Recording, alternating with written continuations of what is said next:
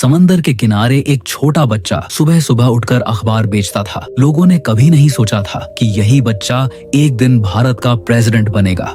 यह कहानी है उस इंसान की जिसने अपनी मेहनत और सोच से करोड़ों लोगों की सोच बदल दी। डॉक्टर APJ अब्दुल कलाम 15 अक्टूबर 1931 तमिलनाडु के रामेश्वरम नाम के एक छोटे से गांव में जन्म हुआ। अब्दुल कलाम का उनके पिता नाव चलाते थे। घर में ज्यादा पैसे नहीं थे, लेकिन संस्कार बहुत गहरे थे। बचपन से ही कलाम जी को पढ़ने का शौक था। हर सुबह 4 बजे उठते, स्टेशन से अखबार लेकर आते और फिर लोगों के घर जा जाकर बांटते। कभी थकते नहीं थे, कभी रुकते नहीं थे। जब ज्यादातर बच्चे खेल में लगे होते, कलाम जी तब भी कुछ सीखने में लगे रहते। उनकी आंखों में एक सपना था, देश के लिए कुछ बड़ा करना। एक दिन उन्होंने कहा था, मैं ऐसे हथियार बनाना चाहता हूँ जो देश को सुरक्षित रखें। सोचिए, एक गरीब मछुआरे का बेटा और उसका ऐसा सपना। लेकिन यही सोच उसे सबसे अलग बनाती थी। बचपन की पढ़ाई पूरी करने के बाद उन्होंने इंजीनियरिंग के लिए मद्रास इंस्टीट्यूट ऑफ टेक्नोलॉजी में एडमिशन लिया। ऐसे नहीं थे तो उनकी माँ ने अपने गहने गिरवी रख दिए।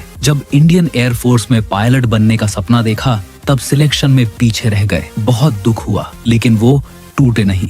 उन्होंने खुद से कहा, मैं दुखी तो हूँ लेकिन हारा नहीं हूँ। इसके बाद उनका सफर शुरू हुआ ISRO के साथ। यही उन्होंने भारत का पहला सैटेलाइट लॉन्च व्हीकल SLV-3 तैयार किया। 1980 में जब रोहिणी सैटेलाइट को अंतरिक्ष में भेजा गया, वो सिर्फ एक वैज्ञानिक की जीत नहीं थी, वो एक सपने की उड़ान थी। इसके बाद उन्होंने DRDO में काम करते हुए पृथ्वी, अग्नि जैसे मिसाइलें बनाए और पूरा देश उन्हें कहने लगा, मिसाइल मैन ऑफ इंडिया। इतनी ऊंचाई पर पहुंचकर भी उनका जीवन बहुत साधारण था। ना कोई बड़ी गाड़ी, ना कोई बंगला।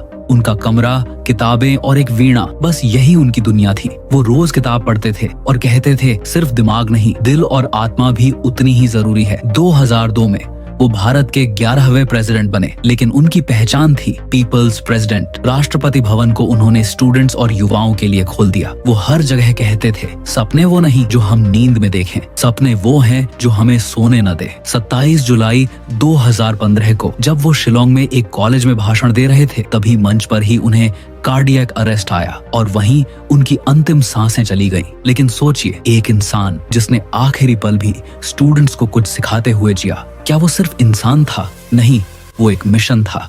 कई लोग हालात से हार जाते हैं, लेकिन कलाम सर ने हालात को ही जीत लिया। उनकी कहानी हमें सिखाती है, मुश्किलें नहीं, रास्ता दिखाने वाला हौसला जरूरी है। आज अगर आप ये कहानी सुन रहे हो तो कलाम सर का एक सबक याद रखना, ग्रेट बनना है तो खुद को रोज थोड़ा बेहतर बनाओ। अगर ये कहानी दिल को छू गई हो तो वीडियो को लाइक करो, कमेंट में लिखो सैल्यूट टू कलाम सर, और द स्टोरी फ्यूल चैनल को अभी सब्सक्राइब करो, क्योंकि यहाँ सिर्फ कहानियां नहीं मिलती, जिंदगी बदलने की चाबी मिलती है।